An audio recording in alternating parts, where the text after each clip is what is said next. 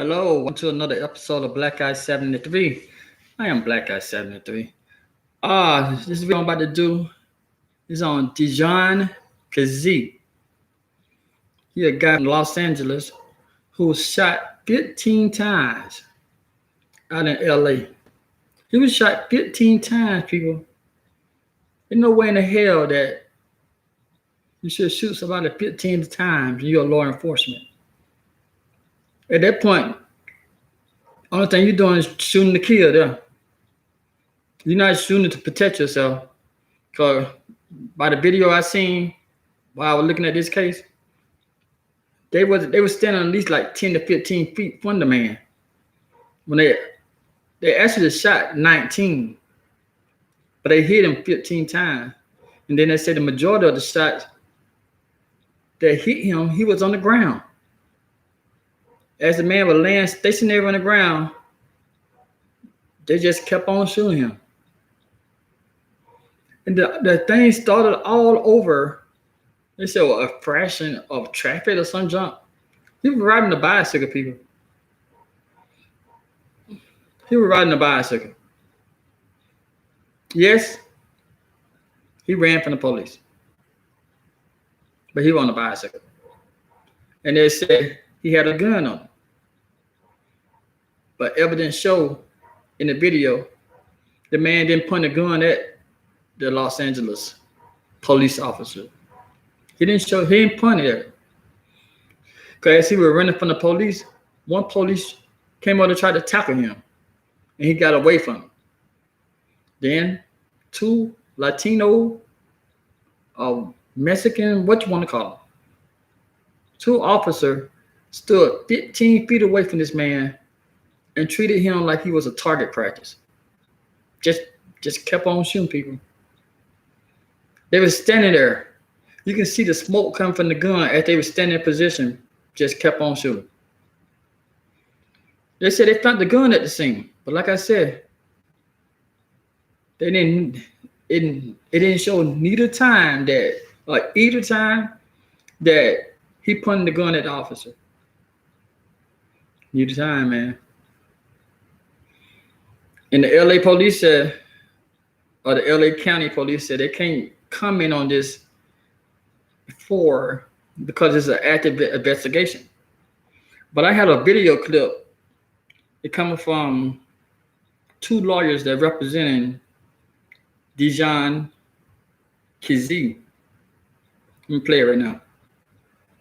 Today, standing strong for justice. We seek justice on behalf of the family of Dijon Kizzee.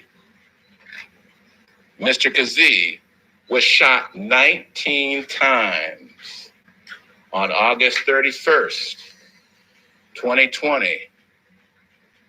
I repeat, he was shot 19 times. And I can care less what Sheriff Villanueva says, seeking to justify that lack of humanity. Because 19 times of firing into a man's body says to me that there's been poor training, as Mr. Gallipo will tell you about. 19 times firing into a man's body says to me that there was no humanity and that there was a warrior mentality that permeates law enforcement across America. So I've come here today to proclaim to you all here in Los Angeles, California, that you all are not immune to the 1619 pandemic. And Exhibit 1 is the execution of Dijon Kizzee. And so, despite how the sheriff tries to justify the unjustifiable, we want you to know that this is part of a larger pattern going all across America. And as Attorney Douglas and Attorney Gallipo have shared with me, it is a worse pattern amongst the Los Angeles County Sheriff's Department. And so if we can raise the attention that Black Lives Matter here in Los Angeles, which is one of the largest media capitals of the world, maybe it can impact smaller media capitals.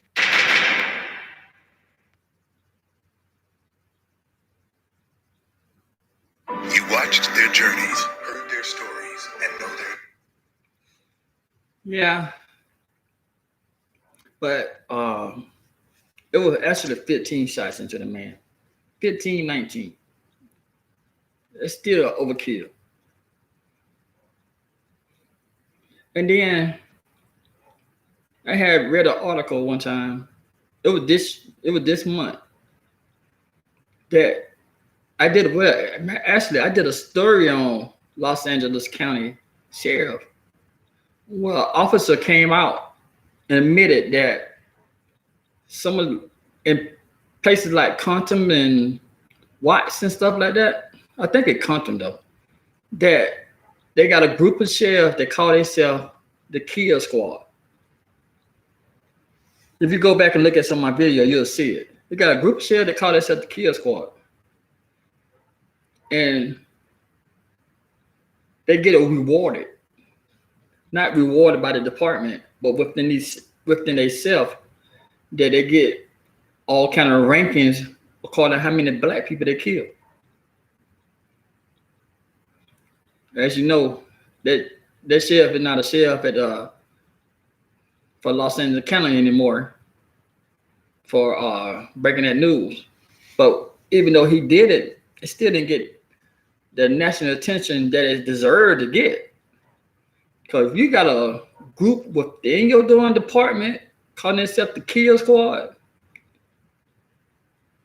and nothing happened, and Black people still getting killed by the sheriff department in Los Angeles County, I think it's more a sheriff department thing instead of just a little small group. I think he the only person just revealed it. No, I don't have nothing against Latino, white, none of that stuff. But a lot of time, like places like in Los Angeles, you know how down south we complain about, well, you know how down south back in the days when there used to be Black and white people going at it. It was a race thing. But out in Los Angeles, it's mostly Black and Latinos that be clashing against each other. That be having these shootouts, and it also known that some of the Latinos have relationship, family members inside the Latin gangs. I ain't saying that they bringing their hatreds toward Black because somebody in their family might got killed, or that might be just a thing that is a Los Angeles thing. Just Latinos and Black hate each other. Not all of them. Could that be asinine just for me to say all Black and Latino families? I mean, all Black and Latino people hate each other. But it's a nice population of Blacks and Latinos that hate each other in Los Angeles. That documented. Go check it out. This ain't something I'm putting out my posterior. This is something that's actually true. So it go both ways. You know, down south, you know, they always saying, ain't no such thing as the KKK no more. The KKK is also the politician, but there's no such thing as the KKK no more. Let me correct myself.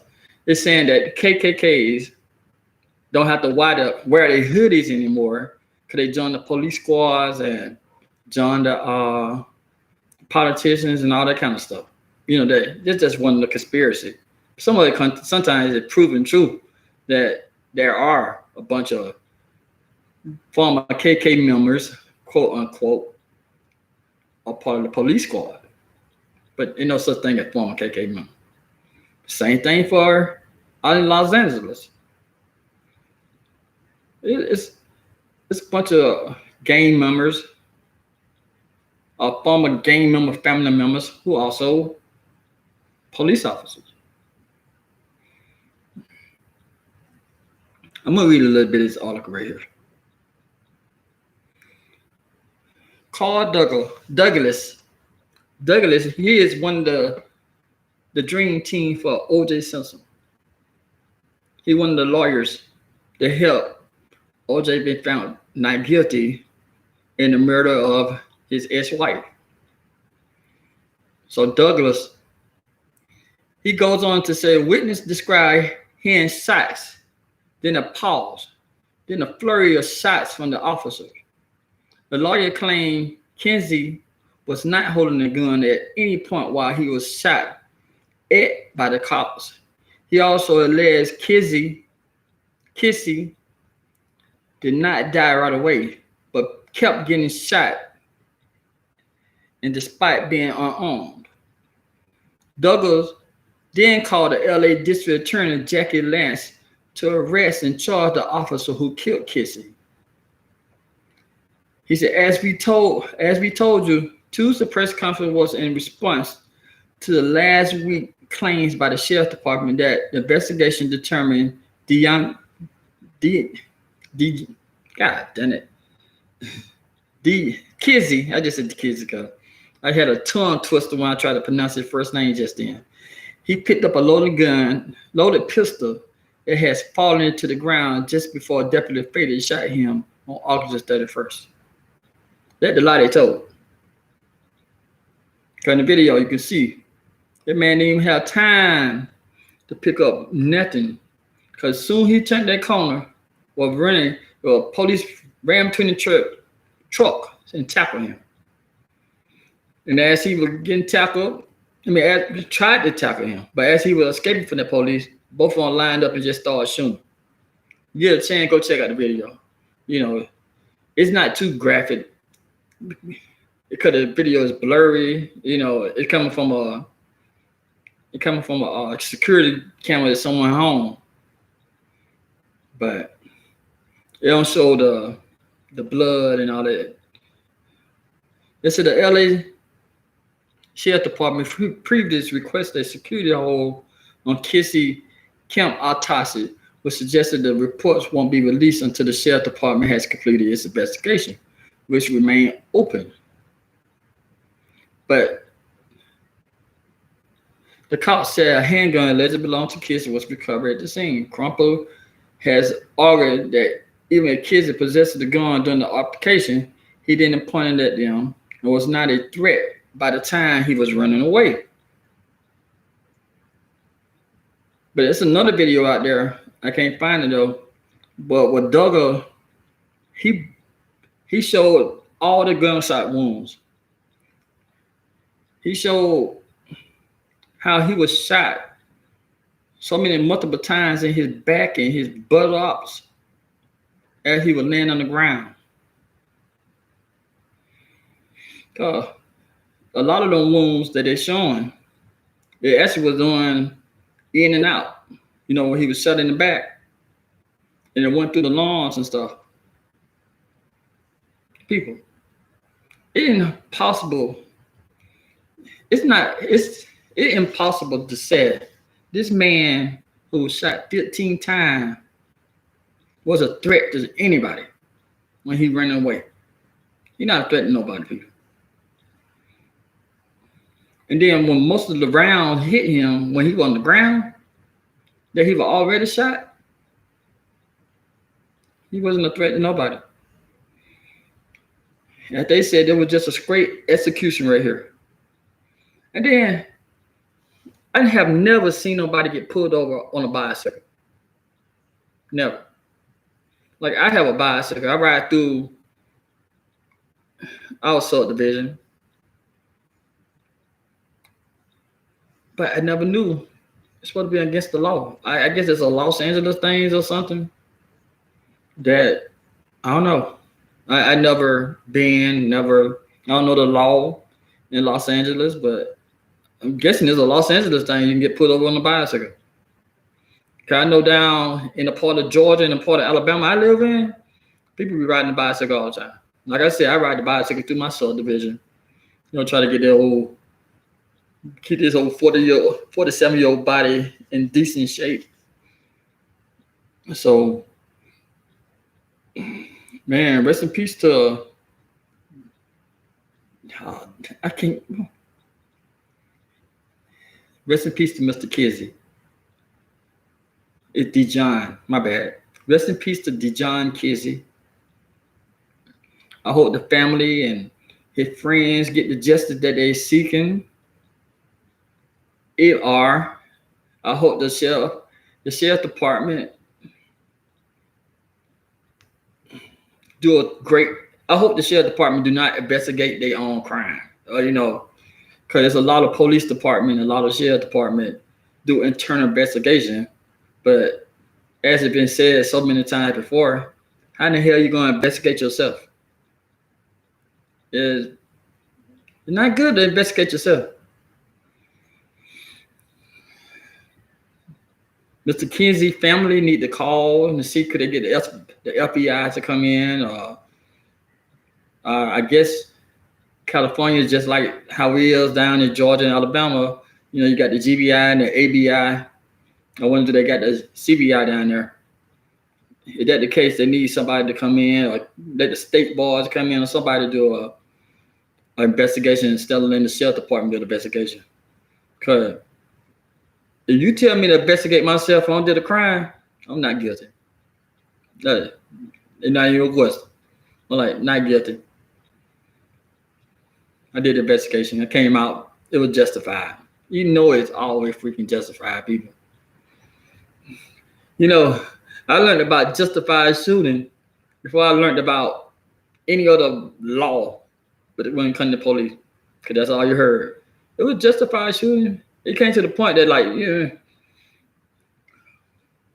it came to the point for a long time that people didn't even challenge the police department when they said it was justified shooting. You're like, okay, it's justified shooting. All right. I take your word. Nobody. I'm telling you, this generation right here, these young people who are on these streets and on social media, I'm proud of them. I said it before. I ain't talking about no Black Lives Matter junk or nothing like that. I'm proud of these people. I'm proud of these young people who not sitting back and just believing the shit that the police said. I say it all the time. My mother, father generation, they failed us. The reason I said that, because my mother and father, they were born back in the time when the Black Panther was a serious people in the community. So our mother and father did not carry on the legacy to teach us about it. The shit we were taught in school were already been washed up, and we would believe what they said. But this generation right here, our children generation, these 20-year-olds and stuff like that, they using their voice, they're using social media to keep these people accountable. These crimes that you see, these Breonna Taylor, these Arbery, all these crimes right here, it stayed in the media because of these young people right here.